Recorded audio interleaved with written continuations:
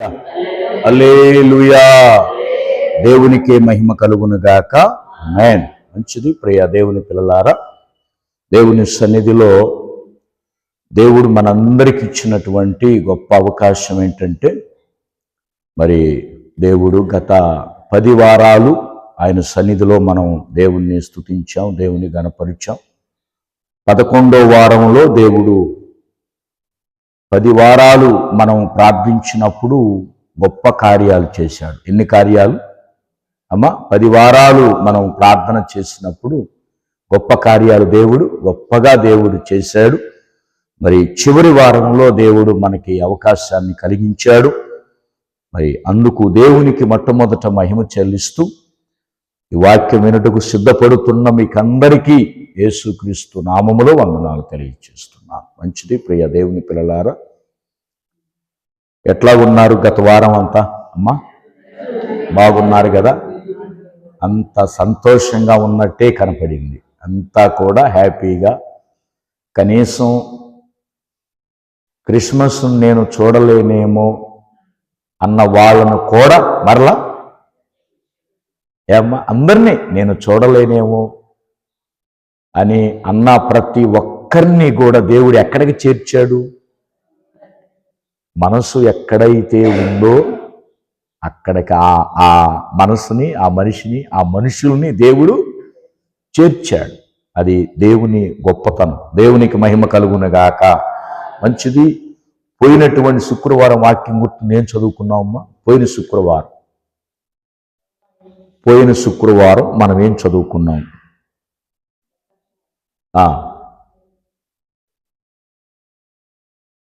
ఒక అంశాన్ని గురించి మనం చదువుకుంటున్నాం. తుదకు ప్రభువు యొక్క మహాశక్తిని బట్టి ఆయన యందు బలవంతులై ఉండండి. ఆయన శక్తిని బట్టి మనం చదువుకుంటా వస్తున్నాం. దేవుని శక్తి ఎట్లాగా మనల్ని నడిపిస్తుందో, ఏ సందర్భాల్లో మనల్ని నడిపిస్తుందో మనం చదువుకుంటా వస్తున్నాం. దేవుని శక్తి అందులో చెప్పా. పోయిన శుక్రవారం ఏం చదువుకున్నాం అమ్మా? రోమా 8.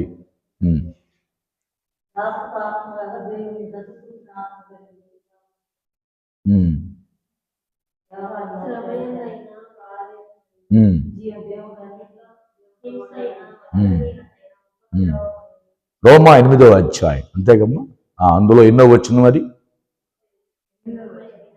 35. అక్కడ పౌలు గారు ఏమంటున్నాడు? క్రీస్తు ప్రేమ నుంచి నన్ను ఎవ్వరూ ఎడబాపలేరు. శ్రమైనను, బాధైనను, హింసైనను, కరువైనను, వస్త్రహీనతైనను, ఉపద్రవమైనను, ఖడ్గమైనను మనలను అన్నాడు. మనలనంటే అర్థం ఏంటి? అక్కడ తనతో పాటు సంఘాన్ని కూడా కలుపుకుంటున్నాడు. మనము అంటే అర్థం ఏంటి? ఇప్పుడు నేను అన్నాననుకో, నా వరకే. మనందరం అంటే మనందరికి సంబంధించింది. పౌలు గారు ఏమంటున్నాడు? యేసయ్య ప్రతి సందర్భములో బలపరిచేది నన్నొక్కనే కాదు, అందరినీ బలపరుస్తాడు, అందరినీ నిలబెడతాడు అన్నాడు కదమ్మా. చూడండి దేవుడు బలపరిచే విధానం. ఈరోజు మనము ఎఫెసీ 6:10 చదువుకున్నావా లేదా? 10 చదువుకున్నాం. దేవుని శక్తిని గురించి ఇన్ని వారాలు మనం చెప్పుకుంటా వచ్చాం. దేవుని శక్తి మనకు కావాలి. ఇంకా మనము దేవుని శక్తి ఎందుకు కావాలంటే 11వ వచనం చూడండి. మీరు అపవాది తంత్రములను ఎదురించుటకు శక్తిమంతులగునట్లు దేవుడిచ్చు సర్వాంగ కవచమును ధరించుకొనుడి. యేసయ్యకు మహిమ కలుగునుగాక. ఎఫెసీ 6:11 అమ్మా. ఇక్కడ దేవుని బలాన్ని మనం ఎందుకు ధరించాలి, దేవుని శక్తి మనకు ఎందుకు కావాలి అన్నదానికి చెప్తున్నాడు ఆయన. ఇప్పుడు దేవుని బలం మనకెందుకు కావాలయ్యా? దేవుని శక్తి మనకెందుకు కావాలంటే, మనల్ని ఎదిరించేవాడు ఒకడు ఉండాడు. ఇక్కడ 11వ వచనములో అపవాది తంత్రములు ఎదిరించుటకు, వాడు మనల్ని ఎదిరిస్తున్నాడు, మనం వాడిని ఎదిరించాలి. ఇప్పుడు మనల్ని ఎదిరించేవాడు ఒకడు ఉన్నాడు. జాగ్రత్తగా మనం అందుకని బహు జాగ్రత్తగా ఉండాలి. ఇప్పుడు దొంగ ఉన్నాడంటే ఎట్లాగుంటాం? దొంగ ఉన్నాడంటే ఆ ఊళ్ళో దొంగ తిరుగుతున్నాడు అన్నాం, ఎట్లాగుంటాం? బీరువా తాళాలు దానికి పెట్టి నిద్రపోతామా? లేకపోతే ఇంట్లో తలుపు లేకుండా ఉంటావా? దొంగ ఉన్నాడంట, ఇదిగో జాగ్రత్త, నువ్వు ఎక్కడ పెట్టావు? మొత్తం తాళాలు వేసావా? 1కి 10 సార్లు చూసావా? ఎందుకని దొంగ ఉంటే అంత ఎలక్ట్గా ఉంటారు జనం? ఎందుకమ్మా? దోసుకొనిలే పాస్టర్ గారు, ఎంత అనుకుంటాం, మనం వదిలేస్తామా? వదిలేయం. ఎట్లాగుంటాం దొంగ ఉంటే? అమ్మా చాలా జాగ్రత్తగా ఉంది. ఈ మధ్యన బీహార్ నుంచి దొంగలు వచ్చారని చెప్పారు. ఊళ్ళో నిద్రపోవాలి జనాలు. ఎందుకని నిద్రపోవాలా? ఏమో వాడు ఎటు నుంచి ఎవడొస్తాడో, పిల్లల్ని వేసిపోతాడు, కిడ్నీలు అమ్ముకుంటాడేమో, కళ్ళు అమ్ముకుంటాడేమో, లివర్ అమ్ముకుంటాడేమో, హార్ట్ అమ్ముకుంటాడేమో, తీసుకుపోయి అనే ఒక పుకారు పుట్టించి ఏం చేశారు? జనాలు నిద్రపోనీయకుండా ముప్పాల స్టేషన్కి ఫోన్ చేస్తే వాళ్ళు సరిలో కాపలా కాసి అక్కడ. ఎందుకని? దొంగ ఉన్నాడంటే చాలా జాగ్రత్తగా ఉండమని అర్థం. కానీ దేవుడు చెప్పాడు, ఏమన్నాడంటే, క్రైస్తవుడా నువ్వెందుకు జాగ్రత్తగా ఉండాలంటే, నిన్ను ఎదిరించేవాడు ఉన్నాడు, జాగ్రత్తగా నిన్ను పడగొట్టేవాడు ఒకడు ఉన్నాడు.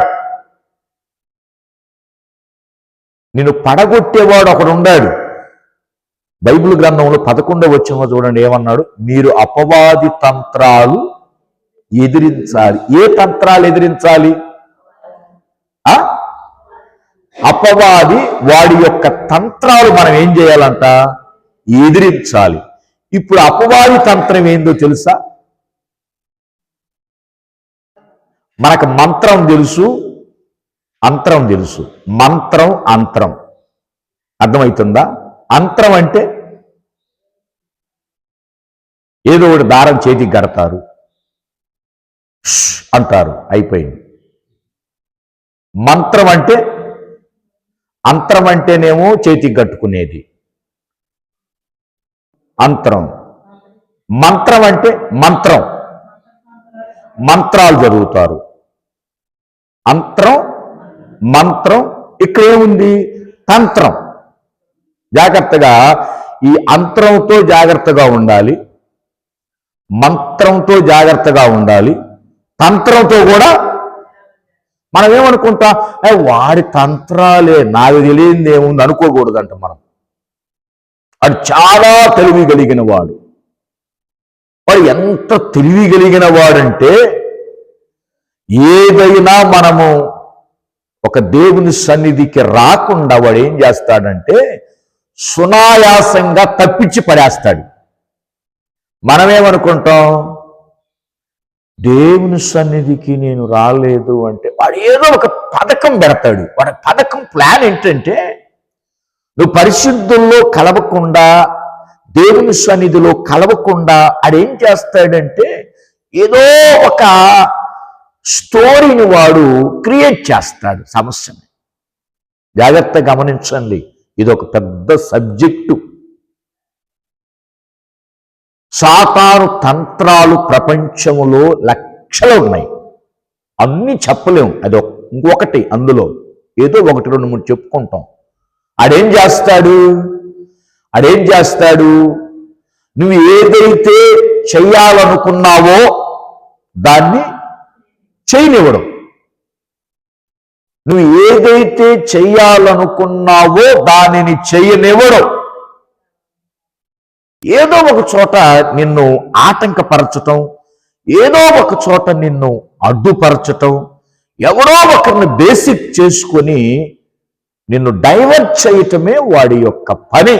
దేవుని స్తోత్రం చెప్పండి, గట్టిగా స్తోత్రం చెప్పండి, హల్లెలూయా.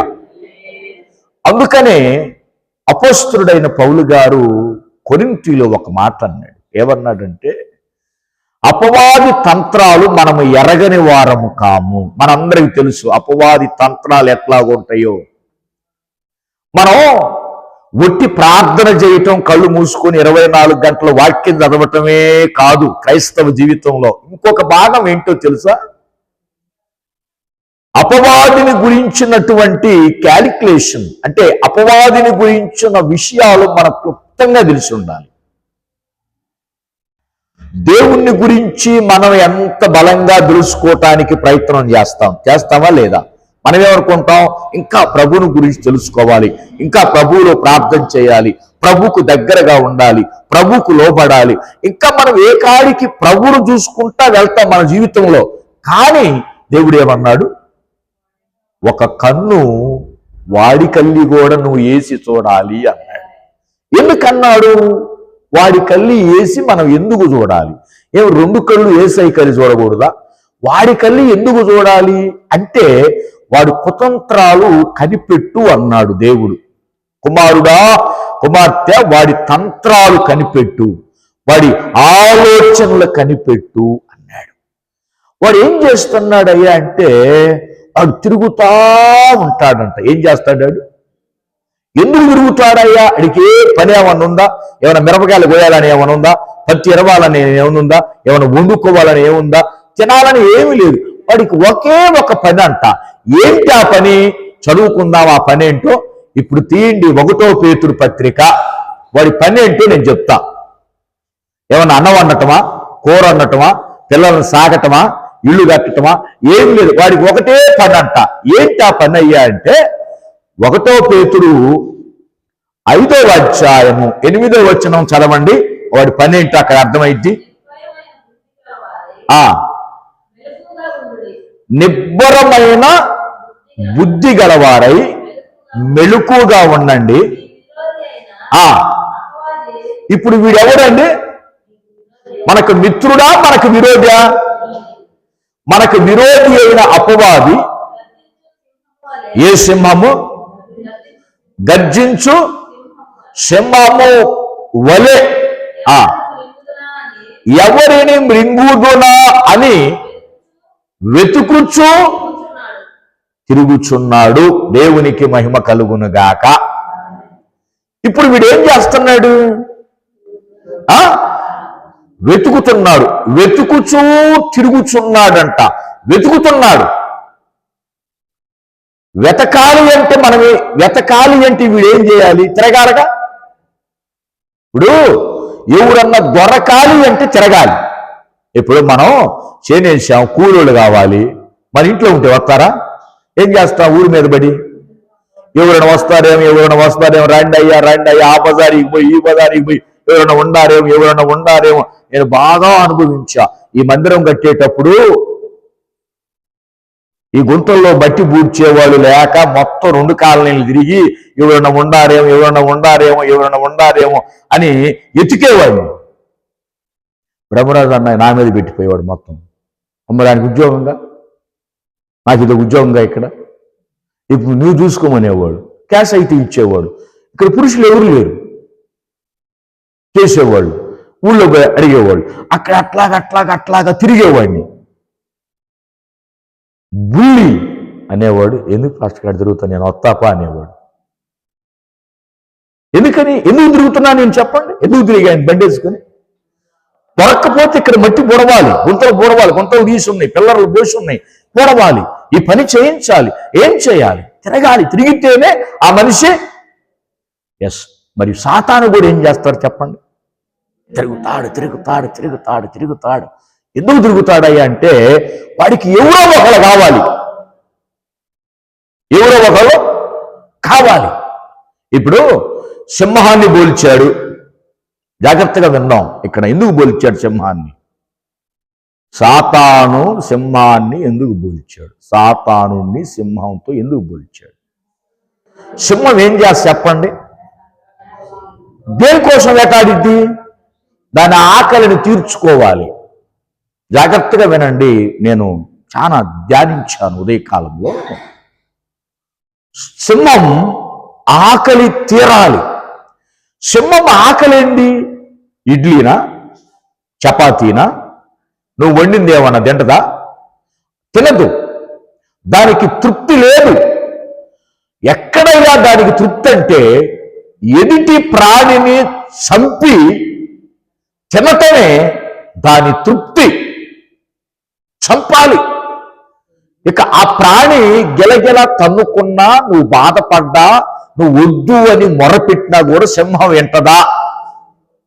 ఇప్పుడు సింహం తత్వం ఏంటి? పైనబడి పరిగెత్తి పైనబడి చీల్చి చెండాడి దాని జీవాన్ని తీసేసి తిని అప్పుడు గుహలోకి వచ్చి ప్రశాంతంగా ఉంటుంది. ఒకవేళ ఆ రోజు ఏదీ దొరకలేదనుకో, ఎంత బాధపడిద్దో సింహం. సాతాను కూడా ఏం చేస్తాడో తెలుసా? రోజుకి ఎవరిలో ఒకరిని సంపాలంటే అర్థం ఏంటంటే మనిషిని చంపడాడు. మనిషిని చంపే హక్కు మరలా దేవుడు ఇవ్వలేదు. అది కూడా చెప్పాడు దేవుడు. సాతానికి మనిషిని చంపే హక్కు కూడా ఇవ్వలేదు. ప్రాణాన్ని ముట్టే హక్కు కూడా ఇవ్వల. యోబు గ్రంథంలో మీరు చూడండి, యోబు గ్రంథంలో ఒక మాట ఉంటుంది. ఏంటో తెలుసా? అక్కడ చదవండి. దేవుడు సాతానికి ఒకే ఒక అధికారం తప్ప ఏమన్నాడు? శరీరమే నీది, అంతే తప్ప అతని ప్రాణాన్ని ముట్టుకునే హక్కు ఎవడు? మరి ఎట్లాగా చనిపోతున్నారండి వీళ్ళు? బావిలో పడి ఉరి వేసుకొని మందు తాగి ఎట్లాగా చనిపోతున్నారంటే ఆడేం చేస్తాడో చెప్పమంటారా? ప్రాణం తీసే హక్కు లేదు కాబట్టి వాడేం చేస్తాడో తెలుసా? శరీరాన్ని బాధ పెడతా ఉంటాడు. ఈ శరీర బలహీనతలని బాధ పెట్టేసరికి ఈ బలహీనతలు తట్టుకోలేక ఏమనుకుంటాం? అబ్బాయి బాధపడే కంటే ఒక్కసారి కళ్ళు మూసుకుంటే, ఇదిగో వాడు ఎట్నుంచి వస్తున్నాడో తెలుసా? నీ ప్రాణాన్ని మింగేయటానికి శరీరములో నుంచి దాన్ని ఆసరాగా చేసుకొని ప్రాణాన్ని డ్యామేజ్ చేస్తున్నాడు తప్ప. మనం యోబు గ్రంథంలో స్పష్టంగా చెప్పాడు, నీ ప్రాణాన్ని ముట్టుకునే హక్కు, నీ ఆత్మను ముట్టుకునే హక్కు సాతానుకి ఎప్పుడూ దేవుడు ఇవ్వాల. వాడు ఎంత పెద్ద అపవాది అయినా, లూసిఫర్ అయినా దేవుడు మానవుడికి సంరక్షణ ఇచ్చాడు, మరలా అందులో చచ్చులేదు. కానీ సాతాను వశం దేనిని చేశాడు దేవుడు? శరీరాన్ని చేశాడు. జాగ్రత్తగా విందాం. శరీరాన్ని చేసినప్పుడు వాడు ఏం చేస్తాడు? కాలి నొప్పో, చెయ్యి నొప్పో, చెవి నొప్పో, కడుపులు నొప్పో ఏదో ఒకటి పెట్టేసరికి మనం ఏం చేస్తాము? తట్టుకోలేక ఏం చేస్తామంటే ప్రాణం విసిగిపోయే విధంగా వాడు క్రియేట్ చేస్తా ఉంటాడు. దేవునికి మహిమ కలుగునుగాక. క్రియేట్ చేస్తా ఉంటాడు.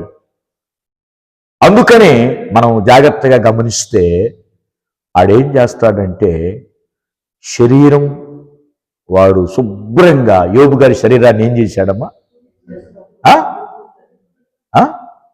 కురుపులతో మొత్తి పడేశాడు. ఇక అస్థి పంజరం తప్ప. ఇప్పుడు యోబు గారు కాబట్టి దేవుణ్ణి పూర్తిగా రుచి చూశాడు కాబట్టి నిలబడ్డాడు. అంతే. ఇంకొక విశ్వాస అయితే ఇప్పుడు మనం చూడటల్లా ఎన్ని బాధలు తట్టుకోలేక ప్రభువును వదిలిపెట్టేవాళ్ళు ఎంతమంది ఉన్నారు? నిలబడేవాళ్ళు ఎక్కువ, వదిలిపెట్టేవాళ్ళు ఎక్కువ. అమ్మా, వదిలిపెట్టేవాళ్ళే. కానీ యోబు విషయంలో సాతాను ఏమనుకున్నాడంటే శరీరాన్ని బాధ పెడితే విసిగిపోయి దేవుణ్ణి వదిలిపెడతాడేమో, ప్రార్థన వదిలిపెడతాడేమో అనుకున్నాడంట వాడు. కానీ ఈయన మహాముదురుగా ఎవరు? యోబు గారు. బాగా రుచి చూసిన వ్యక్తి. జాగ్రత్తగా గమనించండి. రుచి చూసి ప్రభువుని, దేవుణ్ణి నమిని మింగిలిన వ్యక్తి. అంత తేలిగ్గా వంగే మనిషిగా. కానీ యోబు గారి బాధలను చూసి భార్య ప్రభువుని వదిలేసింది. గమనించండి, యోబు గారి భార్య శరీరాన్ని సాతాను ముట్టాడా, భర్త శరీరాన్ని సాతాను ముట్టాడా? అమ్మా చెప్పాలి. భార్య శరీరాన్ని ఎందుకు ముట్టలా? ఎందుకు ముట్టలేదంటే అసలు ఈయన యజమాని, ఈ యజమాని గనక బలహీన పరిస్తే ఈ బాధలు చూసిన ఆమె కూడా మానేస్తుంది ప్రార్థన. శరీరాన్ని ఆసరాగా చేసుకుంటాడు, శరీరాన్ని ఆసరాగా చేసుకుంటాడు. దేవునికి స్తోత్రం. కానీ యోబుని మింగాలనుకున్నాడు, వాడు యోబుని అనుకున్నాడు. వాడి పథకం ఏంటంటే ఏ కాడికి శరీరాన్ని బలహీనపరిచి నేను మందిరానికి రాకుండా, ఇప్పుడు మందిరానికి వస్తున్నావు, టక్కన కాలు నొప్పి పట్టింది. ఏం పట్టింది? మాస్టర్ గారు నేను బయలుదేరానండి, టక్కన కాలు నొప్పి పట్టింది, రాలేనన్నావు. ఇంకొకళ్ళు టక్కన కడుపులు నొప్పి వచ్చింది పాస్టర్ గారు, నేను రాలేను అనుకున్నా, నేను అన్ని బైబిల్ తీసుకున్నాను. ఒక ఆమె అంటుంది నాతో, పాస్టర్ గారు అసలు నేను రెడీ అయ్యాను, అంతా కానుక తీసుకున్నాను, కానీ ఎందుకో తల తిరిగింది, పడుకున్నాను, 3 అయిందని లేచేసరికి అంటుంది. ఏమైంది? ఇప్పుడు వాడు ఏం చేసిండు? తల తిప్పిండు. అదే కొంతమంది అయితే ప్రవ్వా ఉంటారుగా మొండి ఘటాలు, ప్రవ్వా వాడు ఎన్ని తిప్పి పడేసినా ఏంది, నేను నిన్నంగా అడుగు వేసుకోనైనా పోతా అని నెట్టుకొని వచ్చిన వాళ్ళని వాడు ఏం చేయడు. గట్టిగా చప్పట్లు కొట్టండి. ఇప్పుడు కొంతమంది నెట్టేసుకొని వస్తారు, కాలు నొప్పైనా చేయి నొప్పైనా ఏదైనా ప్రభు ముందు ఆరాధించి వెళ్ళాలి, ఇదన్నీ సాతాను పనేనని అర్థమైంది అనుకునే వాళ్ళేమో నెట్టేసుకుంటారు. ఓ అమ్మో ఇది నాకు బీపీ ఎక్కువైందో నాయన, మళ్ళా పోతే ఆడ మధ్యలో పడతానేమో అన్నోళ్ళు ఏం చేస్తారు? కమ్మగా వెళ్ళిపోతారు. నేను అడిగా సహోదరిని, ఏందమ్మా నువ్వు రాలేదన్న. పాస్టర్ గారు నీకు చెబుతున్నాను నిజంగా అన్నీ రెడీ అయినాయి, కానీ వచ్చేసరికే తల తిరిగిందండి, తల తిరిగేసరికి పనుకున్నాను, కళ్ళు తెరిచేసరికే, కళ్ళు మూసినప్పుడేమో 10 అయింది, కళ్ళు తెరిచేసరికే వామ్మో ఇప్పుడు పోతే పాస్టర్ గారు లేనిపోయిన అందరికి చెబుతాడు, అందరు నాకల్లే చూస్తారు, అందుకని మానేశానండి. చూడండి, సాతాను చాలా తెలివి కలిగిన వాడు. ఇప్పుడు అదే ఇంకొక మంచి ప్రభువులో లోతైన అనుభవం కలిగిన విశ్వాసం ఏం చేస్తాడు? ఇవన్నీ కాదు, ఇవన్నీ మనకు తెలియదు, ఏమి కొత్త కాదు, ఇందులో నేను పిహెచ్డి చేశా, ఈ క్రియల్లో ఎన్ని చదివి కాసి వడపోసా సాతాని క్రియలని ఏం చేస్తాడు? నెట్టుకొని వచ్చి దేవుని బైబిల్ గ్రంథంలో ఒక ఆమె మందిరానికి వస్తుందంట, ఒక స్త్రీ మందిరానికి వస్తుంటే నడుము నొప్పి పెట్టాడంట సాతాను. ఏ నొప్పి? నడుము నొప్పి పెట్టాడు. 18 ఏళ్ళు పెట్టాడంట నడుము నొప్పి. ఎన్ని ఏళ్ళమ్మా? ఏమండి, ఒకరోజు నడుము నొప్పి నువ్వు ఓర్చుకుంటావా? ఓర్చుకుంటారా మనం ఒకరోజు నడుము నొప్పికి? కానీ ఆమెకు 18 ఏళ్ళు పెట్టాడంట నడుము నొప్పి. 18 ఏళ్ళు పెట్టాడంట నడుము నొప్పి. నడుము వంగిపోయిందంట, సాతాను నడుమును ఉంచాడంట. అసలు ఆ విశ్వాసిని గురించి నేను చదివినప్పుడు బైబిల్లో, ఆ వయసులో కూడా నడుము వంగిపోయినా కూడా సమాజ మందిరానికంట ప్రతి శనివారం వచ్చిందంట.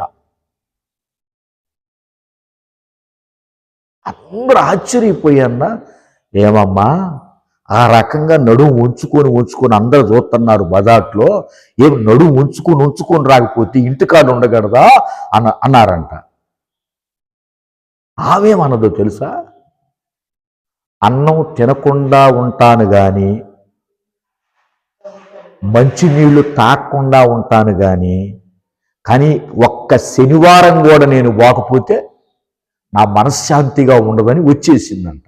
18 ఏళ్ళు వచ్చిందంట. 19వ సంవత్సరాన ఆమె కోసమే, ఎవరి కోసమో చెప్పండి? ఎవరి కోసం అండి? ప్రభు ఆ సమాజ మందిరానికి వచ్చింది ఎవరి కోసం? ఆరోగ్యం కలిగిన వారి కోసం ఆయన రాలా. ఆరోగ్యంగా ఉంటే ఎవరైనా వస్తారు మందిరానికి, నువ్వేది నేనేది ఎవరైనా వస్తారు. కానీ గొప్పతనం ఎక్కడుందో చెప్పండి అమ్మా. చూడండి, ఈ స్త్రీ 19వ ఏట ప్రభు ఆ మందిరానికి వచ్చి ఆమె కళ్ళి చూశాడంట. అందరిని వదిలిపెట్టి ఆమె కళ్ళి చూడగానే నడుము వంగిపోయినా ఆరాధిస్తుందంట.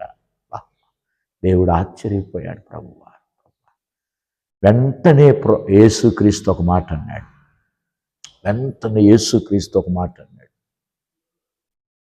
సాతానా, ఈ అబ్రహాము కుమార్తెను బంధించటం నీ వలన కాదు. ఏ కుమార్తె అంటావా అమ్మా? ఏ కుమార్తె? ఏమండి, ఆమె అబ్రహాము కుమార్తె కాదు శరీరానుసారంగా. ఆమె తండ్రి ఎవరో ఒకళ్ళు ఉంటారుగా. కానీ విశ్వాసికి సంబంధించిన తండ్రి పేరుతో ప్రభు ఏమన్నాడు? అబ్రహాము కుమార్తెను బంధించిన ఈ సాతాను ఈమె నుంచి విడిపోవునుగాక అన్నాడంట. సాతాను బంధించేసింది. అదిగో అదే వాడి కుతంత్రం. ఇందాక ఎఫెసీ తంత్రం అన్నాడు చూసావా? వాడి తంత్రం ఏంటంటే ఆరాధనకు రాకుండా బంధించేసింది. అక్కడ బంధించింది. కానీ ఆ బంధకాలు నెట్టేసుకొని వచ్చిందా లేదా? మరి మనమైతే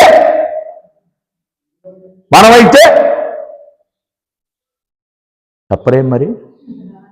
ఏమ్మా, నువ్వు వచ్చావు, దేవుని స్తోత్రం. ఇంకా మనమైతే నువ్వు వచ్చావు ఇంకా ఏ కాలు నొప్పి వచ్చినా అమ్మునా. కానీ అబ్రహాము కుమార్తెను ఎందుకు అన్నాడో తెలుసా? ఆ ముసలమ్మను పట్టుకొని అబ్రహాము కుమార్తెను ఎందుకు అన్నాడో తెలుసా? అబ్రహాము ఎంత విశ్వాసం కలిగి దేవుణ్ణి ఆరాధించాడో అంత నమ్మకంగా ఆరాధించే తన పిల్లల్ని అబ్రహాము విశ్వాసం కలిగి. వెంటనే ఆ నడుము ఏమైందంట? వంగిపోయిన నడుగా లెగిసి ఆ ముసలమ్మంట దేవుని మహిమపరిచనం. గట్టిగా స్తోత్రం చెబుదామా? గట్టిగా చెప్పండి, సంతోషంగా చెప్పండి. ఇప్పుడు సాతాను తంత్రం ఏందమ్మా? వంచటమే వాడి పని,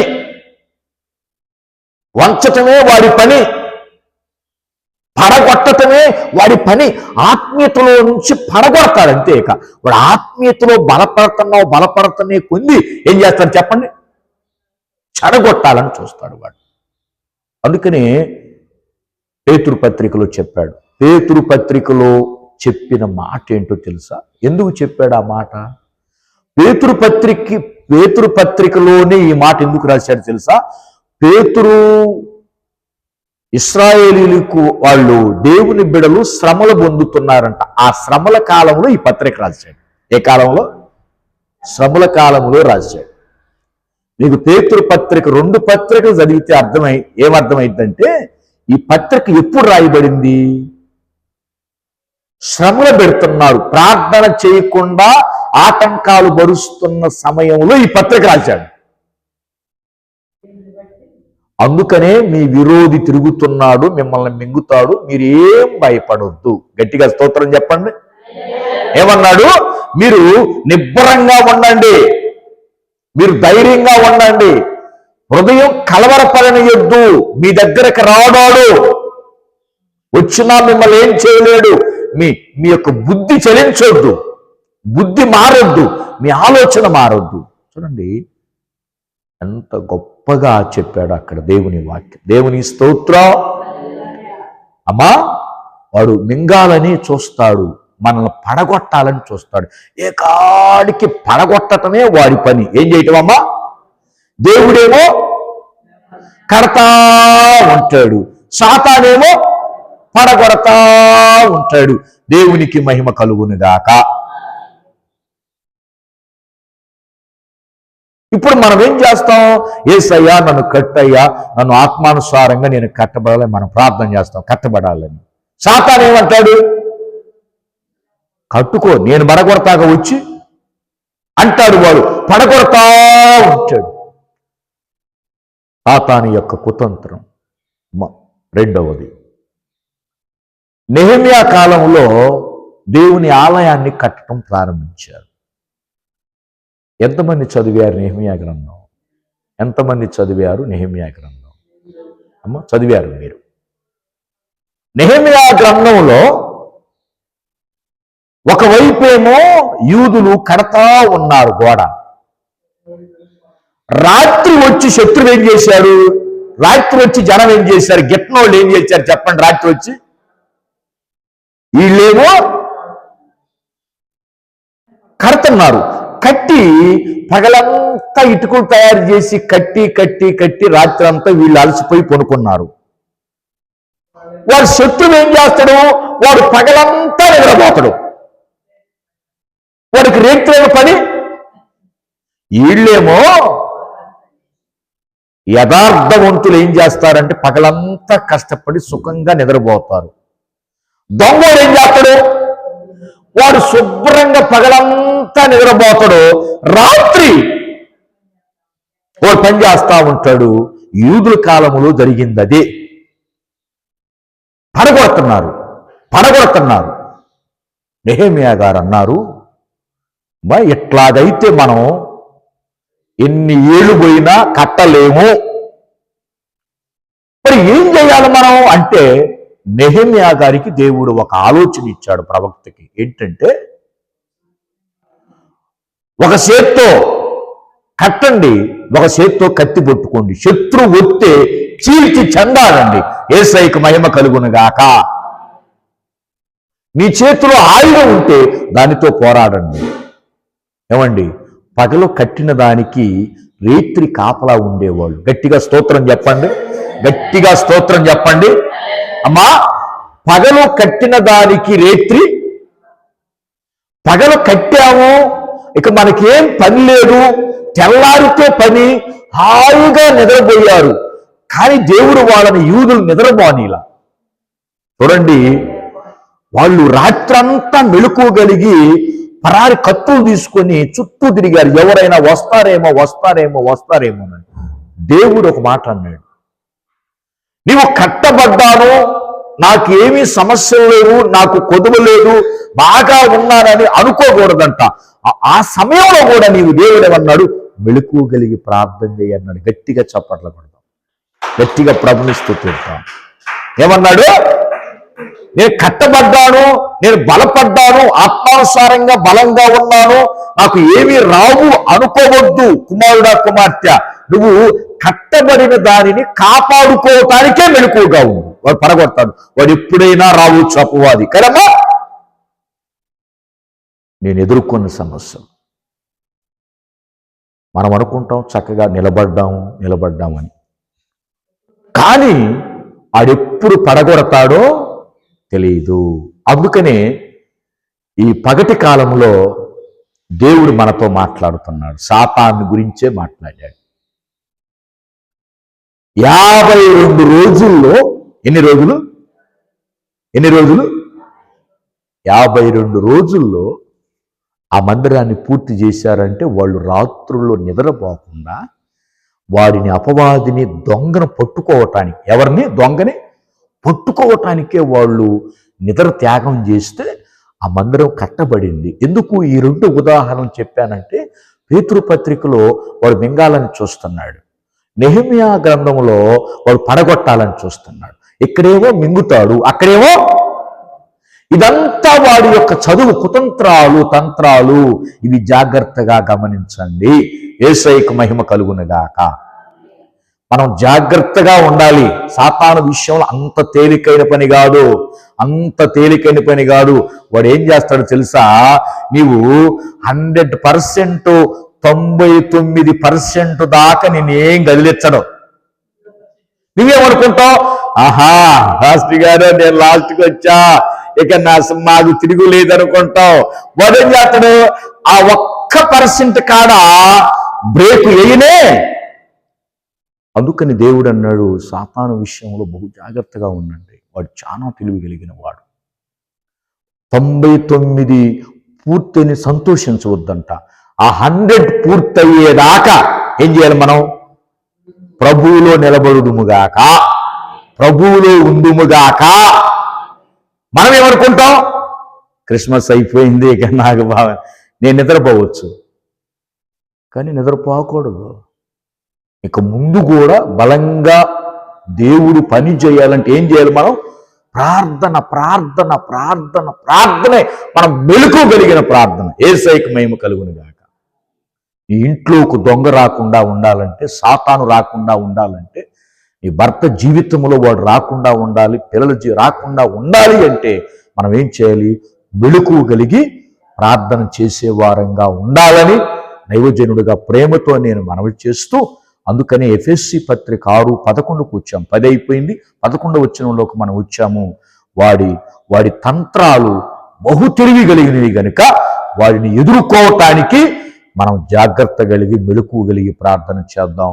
దేవుడి మాటలు దీవించునుగాక. ఆమేన్. హల్లెలూయా, హల్లెలూయా, హల్లెలూయా. దేవునికే మహిమ కలుగునుగాక. ఆమేన్.